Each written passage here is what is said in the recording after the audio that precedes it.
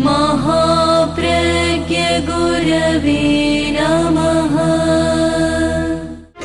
जिसके सांसों में रहता है शाश्वत शांति का स्पंदन, उस महाप्रज्ञ को वंदन, उस महाप्रज्ञ को वंदन। सत्य अहिंसा अनेकांत को अर्पित जिसका तन मन, उस महाप्रज्ञ को वंदन, उस महाप्रज्ञ को वंदन। जिसके सांसों में रहता है शाश्वत शांति का स्पंदन, उस महाप्रज्ञ को वंदन, उस महाप्रज्ञ को वंदन।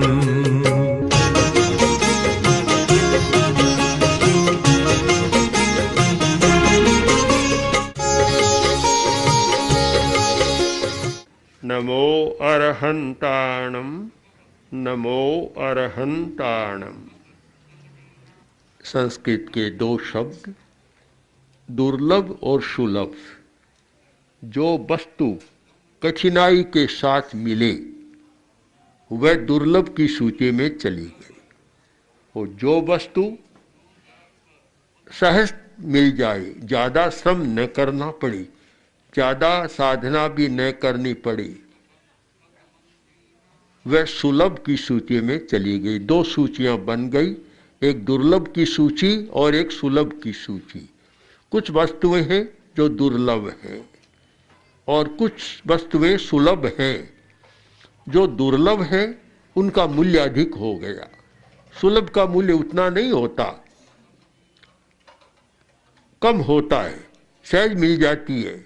व्यापार जगत में भी ऐसा होता है कि जो चीज़ बहुत मात्रा में प्राप्त है उसका मूल्य कम होता है, जो कम मिलती है उसका मूल्य बहुत बढ़ जाता है।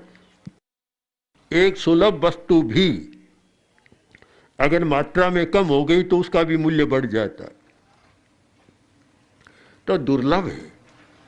अब दुर्लभ की सूची में क्या है, उस सूची पर हम विचार करें तो शायद अग्रिम पंक्ति में एक मिलेगा, मनुष्य जन्म बहुत दुर्लभ है। दुर्लभ की सूची में हम आगम को देखें, चत्तारि पर मंगाणी दुल्लहाणी जंतुणो मानुषत्तम सुई श्रद्धा संजमम्य वीरियम। चार दुर्लभ वस्तुएं बतलाई गई, उनमें प्रथम है मानुष्यत्वम, मनुष्य जन्म। मनुष्यत्व दुर्लभ है, और चीजें भी दुर्लभ है, पर अगर मनुष्य नहीं है तो वे दुर्लभ वस्तुएं भी प्राप्त नहीं होती। इसलिए मनुष्यत्व को प्रथम स्थान दिया गया। उत्तराध्ययन सूत्र का यह दुर्लभ सूची का उल्लेख, और उसमें प्रथम नाम है मनुष्यत्व। आद्य शंकराचार्य ने भी दुर्लभ वस्तुओं का संग्रहण किया है।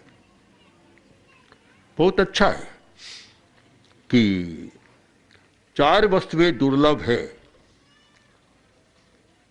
देवानुग्रह हेतुकम, उनको देवानुग्रह हेतुक माना है कि कोई देव का या भाग्य का अनुग्रह हो तभी प्राप्त हो सकता है। उनमें मानुषत्व, मुमुक्षुत्व, महापुरुष संश्रय। चार चीजें दुर्लभ है, उनमें मानुषत्व पहला, मुमुक्षुत्व, मुमुक्षा होना, मुक्त होने की इच्छा होना, और एक महापुरुष का संश्रय होना। तीन बातें बहुत दुर्लभ हैं। इस दुर्लभता की व्याख्या में अनेक आचार्यों ने अपना अपना प्रयोग किया है, अनुयोग किया है। उसमें एक नाम सोमप्रभाचार्य का है। सोमप्रभाचार्य ने भी इस सच्चाई का उल्लेख किया और कहा, यह प्राप्य दुष्प्रापमिदम नरत्वम धर्मं न यत्नेन करोति मूढ़े क्लेश प्रबंधेन सलब्धमब्धौ चिंतामणिं पातयति प्रमादात्। हम देख चुके हैं कि दुर्लभ की सूची में एक व्यक्ति का नाम नहीं है, सूची बनाने वालों में अनेक महापुरुषों के नाम हैं। तो उसमें सोमप्रभाचार्य भी कह रहे हैं कि जो व्यक्ति दुर्लभ दुष्प्राप्य जो बहुत कठिनाई से मिले ऐसे मनुष्यत्व को पाकर भी धर्म नहीं करता, आश्चर्य है उनको, फिर भी नहीं करता, तो दुष्प्राप है। प्राप्त होना बड़ा कठिन है। शायद आज के श्रोता के मन में प्रश्न उपस्थित हो सकता है कि मनुष्य जन्म दुर्लभ कहाँ है, बेतहाशा आबादी बढ़ रही है, आज तो इतनी आबादी बढ़ रही है, दुर्लभ कहाँ है। अगर दुर्लभ होता तो शायद परिवार नियोजन की क्यों अपेक्षा होती, क्यों अनचाही आबादी बढ़ती। तर्क तो ठीक है, पर हर तर्क के पीछे भी हमें पृष्ठभूमि को खोजना चाहिए। तर्क भी किसी पृष्ठभूमि पर हो तब ठीक होता है, और पृष्ठभूमि पर विचार किए बिना होने वाला तर्क वह कोई बहुत सच्चाई को प्रकट करने वाला नहीं होता। पृष्ठभूमि देखें कि प्राणी जगत कितना बड़ा है, अनंत जीव है हमारी दुनिया में, अनंत जीव। एक हमारी पृथ्वी पर 6 अरब की आबादी हो, एक और अनंत अनंत, कहीं कोई संगति नहीं है, तुलना भी नहीं हो सकती। छोटे छोटे जीवों की जो संख्या है उनकी तुलना में मनुष्य की संख्या नगण्य है, कुछ भी नहीं है। और वे जीव मरते हैं, पैदा होते हैं, कोई खास बात नहीं होती। हमारी गणना में नहीं है ऐसे ऐसे छोटे छोटे या मूक पशु असंख्य और अनंत है जिनकी संख्या नहीं है, और उनमें ही पैदा होते रहते हैं, इसलिए वे कोई दुर्लभ नहीं है। मनुष्य जन्म दुर्लभ है। दूसरी दृष्टि से हम देखें कि दुर्लभता पर विचार करें तो केवल आबादी को सामने न रखें कि मनुष्य जन्म दुष्प्राप्त क्यों है। आदमी जो काम कर सकता है वह कोई दूसरा नहीं कर सकता। हम जिस विद्यालय के प्रांगण में बैठे हैं, विद्यालय का निर्माण किसी आदमी ने किया या पशु ने किया, पक्षी ने किया, किसने किया? आदमी ने किया है। सड़क किसने बनाई? आदमी ने बनाई। कारें किसने बनाई? आदमी ने बनाई। कपड़े किसने बनाए? रोटी किसने बनाई? खेती किसने की? एक प्रकार से देखें तो हमारी सारी दृश्य सृष्टि का निर्माता आदमी है। कहा जाता है कि ईश्वर सृष्टि का निर्माता है, वह तो दार्शनिक बात है और बड़ा विवादास्पद बात भी है, चर्चा का विषय है, किंतु आदमी की सृष्टि तो हमारे सामने है। जितना भी दृश्य संसार है, दृश्य सृष्टि है, उसका निर्माता कौन है? आदमी है। तो यह कहने में हमें कोई संकोच नहीं होता कि दृश्य सृष्टि का निर्माता, सृष्टिकर्ता कौन? आदमी है। तो दुष्प्राप है। इसीलिए मनुष्य जीवन को दुर्लभ बताया कि मनुष्य में जो शक्ति है और मनुष्य जो कर सकता है शायद दूसरा कोई नहीं कर सकता।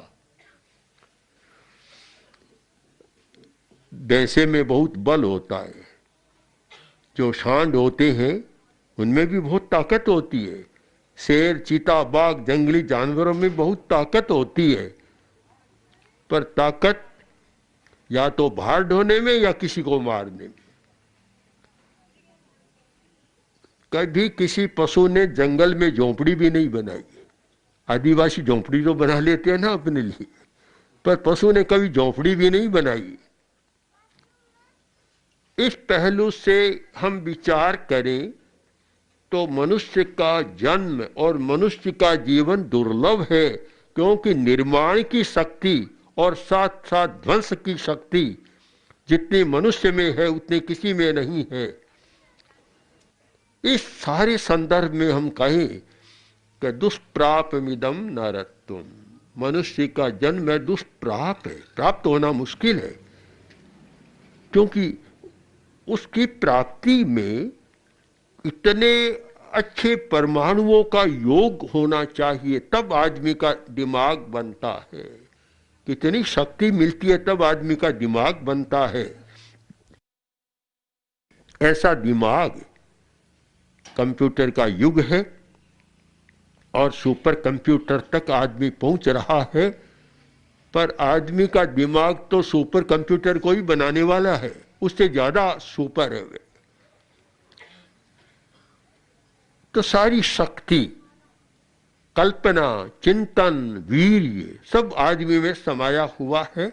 इसलिए मनुष्य का जन्म दुर्लभ है, यह कहना बहुत संगत बात है और बहुत भारी सच्चाइयों को प्रकट करने वाला है। एक आदमी अपने आप को बहुत बड़ा मानता है, बड़ा बन गया और अपने आप को बड़ा मानता है और दूसरों को कष्ट देता है, वह सामाजिक प्राणी नहीं है, उसने समाज की संधि को तोड़ा है। अपराधी आदमी, चोरी करने वाला, डाका डालने वाला या बम विस्फोट करने वाला असामाजिक तत्व कहलाता है, सामाजिक नहीं कहलाता, असामाजिक तत्व है। अगर सामाजिक हो तो वह समाज के किसी भी सदस्य को कष्ट नहीं पहुंचा सकता, क्योंकि समाज की पहली शर्त है कि तुम मुझे मत सताओ, मैं तुम्हें नहीं सताऊंगा। इस शर्त पर सारा होता है। अगर जब दूसरों को सता रहा है तो फिर सामाजिक नहीं हो सकता। हम देखें तो सृष्टि के निर्माण में, यानी मनुष्यकृत सृष्टि के निर्माण में, हम ईश्वरीय कृत सृष्टि की चर्चा को अभी छोड़ दें। मनुष्य ने जिस सृष्टि का निर्माण किया है उसमें, उसके मूल में अहिंसा का तत्व काम कर रहा है और वह अहिंसा का तत्व काम कर रहा है। इसीलिए आचार्य ने ठीक कहा कि दुर्लभ मनुष्य जन्म को पाकर जो धर्म की साधना नहीं करता उसका जन्म व्यर्थ चला जाता है। वह स्वयं भी सुखी नहीं बनता और दूसरों को भी सुखी नहीं बनने देता। जिस व्यक्ति के मन में हिंसा की भावना होती है वह स्वयं सुखी नहीं बन सकता, जिसे आज की मनोविज्ञान की भाषा में कहते हैं, जिसमें नकारात्मक भाव होता है, नकारात्मक चिंतन होता है, वह सुखी जीवन नहीं जी सकता। यह नकारात्मक भाव, नकारात्मक चिंतन क्या है? हिंसा है। जब ये हिंसा नहीं छूटती और जब तक अहिंसा नहीं आती, अहिंसा में नकार बदल जाता है, सकार हो जाता है। सकारात्मक चिंतन और सकारात्मक विचार, तब वह सुखी स्वयं सुखी रहता है और दूसरों को भी दुखी नहीं बनने देता, दूसरों की भी चिंता करता है। तो हम समझने का प्रयत्न करें कि किस व्यक्ति का जन्म निरर्थक होता है, अर्थहीन होता है, कि जो व्यक्ति धर्म की साधना नहीं करता। धर्म की साधना का मतलब अहिंसा की साधना नहीं करता। दूसरी बात, उस व्यक्ति का दुर्लभ मनुष्य जन्म भी निरर्थक चला जाता है जो संयम धर्म की साधना नहीं करता। मैं तो मानता हूं कि अहिंसा की बात भी नंबर 2 पर होनी चाहिए।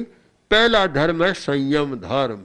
जो संयम करना जानता है उसका जन्म अच्छा होता है। संयम, आज की बहुत सारी समस्याएं असंयम के कारण है। संयम का मतलब है अपनी इंद्रियों पर निग्रह करना, अपने मन पर निग्रह करना। सारी समस्या हमारी इंद्रियों की समस्या है, मन की समस्या है, उन पर हमारा नियंत्रण नहीं है। इसीलिए तो हमारी सृष्टि बद्दी बन रही है।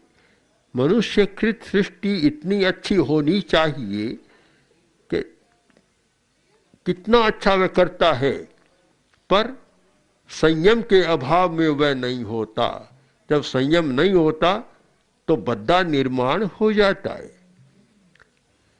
तो जो व्यक्ति संयम करना नहीं जानता वह व्यक्ति अपने जन्म को व्यर्थ बना देता है। तो हम आज दो बातों पर विचार करें कि दुर्लभ मनुष्य की प्राप्ति। अब प्रश्न हमारे सामने रहता, उसको अच्छा बनाना, बुरा बनाना, सार्थक बनाना, व्यर्थ बनाना। तो उस दुष्प्राप्त मनुष्य जन्म को सार्थक कौन बना सकता है? वही व्यक्ति जो अपने जन्म में अहिंसा की साधना करता है और संयम की साधना करता है। वह तो मनुष्य जन्म को सुंदर, भव्य, आकर्षक और सार्थक बना देता है।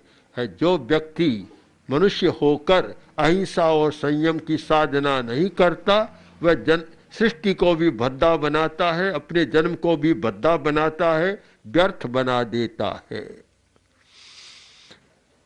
एक सुंदर तथ्य हमारे सामने आ रहा है। आचार्य ने इसे समझाने के लिए एक कथा का भी प्रयोग किया है। एक गरीब आदमी था, पास में पैसा नहीं था, बहुत दुखी था। किसी तपस्वी के पास, सन्यासी के पास पहुंच गया और गिड़गिड़ाया, अपने दुख की गाथा गाई। सन्यासी भी प्रसन्न हो गया। उसने कहा, देखो मेरे पास तो कुछ नहीं है, मैं कुछ रखता नहीं हूं, किंतु तुम अमुक स्थान पर जाओ, जाना बड़ा मुश्किल है, ऊंची पहाड़ की चढ़ाई, भयंकर जंगल और हिंस्र पशुओं से घिरा हुआ जंगल, खतरा भी है, जाकर कोई वापस आ जाए तो श्रेय मानो, न आए तो मुझे कष्ट नहीं देना, मुझे शिकायत मत करना, उलाहना मत देना। खतरे के स्थान पर मैं तुम्हें भेज रहा हूं, बड़ा खतरे का स्थान है, पर उस रोहण गिरी के शिखर पर अगर तुम चले जाओ तो वहां कुछ बढ़िया बढ़िया पत्थर पड़े हैं, बहुत चमकीले, बहुत बढ़िया है। वे पत्थर एक ले आना और तुम्हारी सारी गरीबी समाप्त हो जाएगी। आखिर आदमी में साहस भी होता है और कठिनाई को झेलने की ताकत भी होती है, और उसके पीछे स्वार्थ की सबसे बड़ी प्रेरणा हमारी क्या है? मैं स्वार्थ को बुरा नहीं मानता, स्वार्थ तो बहुत अच्छा है। स्वार्थ की प्रेरणा नहीं हो तो इतना विकास भी नहीं हो सकता। स्वार्थ कोई बुरा नहीं है, अति हो जाए तब स्वार्थ बुरा बनता है। तो स्वार्थ की प्रेरणा कि मुझे आगे अच्छा कुछ हो जाएगा, स्वार्थ की प्रेरणा थी। सारी कठिनाइयों को झेलकर जैसे तैसे रोहनाद्रि के शिखर पर चला गया, वहां पहुंच गया और वह पत्थर जो बताया था लेकर आया। आकर बोला कि महाराज मैं आ गया हूं, बड़ा कष्टदायक था काम, पर आपकी कृपा से, आपके प्रसाद से मैं कठिनाई को पार कर गया। अब कहिए मैं पत्थर को क्या करूं? तपस्वी ने कहा, देखो ये सामान्य पत्थर नहीं, ये चिंतामणि रत्न है। चिंतामणि पास में रखो, जो मन में सोचो वह तैयार। भोजन चाहिए तो रसोई जलाने की जरूरत नहीं, करने की जरूरत नहीं, भोजन का थाल तुम्हारे सामने तैयार। पानी चाहिए तो पानी तैयार, मकान चाहिए तो मकान तैयार, कपड़ा चाहिए कपड़ा, दवा चाहिए, दो चाहो इस पत्थर में से तुम्हें मिल जाएगा। अब भला चिंतामणि रत्न जिसके पास आ जाए, क्या बात है। बहुत खुश हो गया, लेकर आ गया और कुछ किया भी। देखा कि यह तो बड़ा आश्चर्य है, कि जो सोचता हूं वह तैयार हो जाता है। एक दिन वह नौका विहार कर रहा था, समुद्र में कोई जा रहा था, समुद्र को पार कर रहा था, और पास में वह चिंतामणि रत्न था। उसको देखा, उसके आश्चर्य को देख रहा था, हाथ में लिया। और कोई संयोग बस कोई ऐसा आया कि कोई अवरोध आया, कोई पक्षी आया और कुछ आया, सामने कोई अवरोध आया। तो उसने प्रयोग किया कि अवरोध आता है, अभी चिंतामणि इस रत्न को फेंकता हूं और समाप्त हो जाएगा। प्रमादवश पूरा विवेक नहीं किया। जब मनुष्य की विवेक चेतना काम नहीं करती है, विवेक सो जाता है तो सारी सृष्टि सो जाती है, सारी सुंदरताएं सो जाती है, सारी कल्पनाएं समाप्त हो जाती है। और एक विवेक चेतना जागृत होती है तो आदमी बहुत कुछ कर सकता है। विवेक शून्यता का परिचय दिया, प्रमाद में चला गया और उसको फेंका, बस वापस मिला ही नहीं। तो कवि ने ठीक लिखा, आचार्य ने, क्लेश प्रबंधेन सलब्धमब्धो, क्लेश के साथ ऐसे नहीं मिला, कितने कष्ट के साथ जो मिला था चिंतामणि रत्न को उसने समुद्र में फेंक दिया, खो दिया। अब इस रूपक के साथ ही हम अब बात को भी संपन्न करें कि निष्कर्ष निकालें। पहला निष्कर्ष यह था कि मनुष्य का जन्म दुर्लभ है, और दुर्लभता के बारे में भी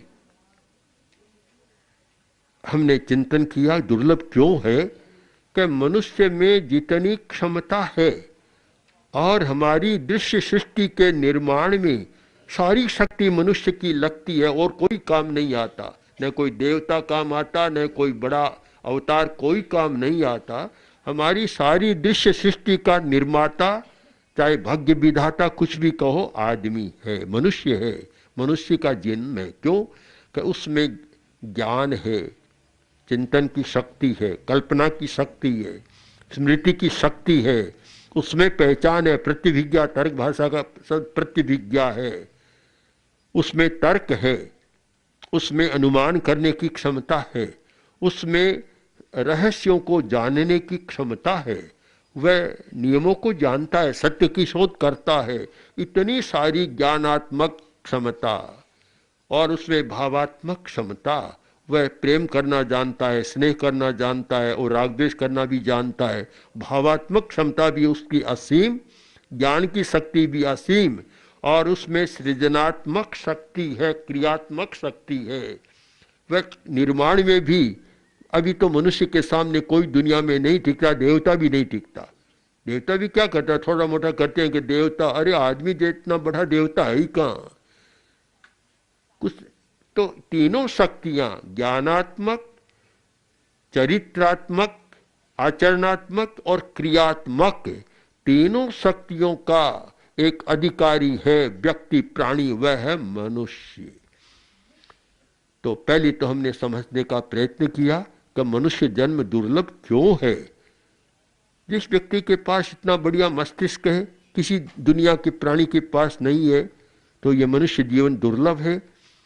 अब इसके बाद दूसरा हमारा जो निष्कर्ष होना चाहिए कि इतना दुर्लभ तत्व पाकर उसका उपयोग कैसे करें, यह बड़ा प्रश्न है। ओम श्री महाप्रज्ञ गुरवे नमः।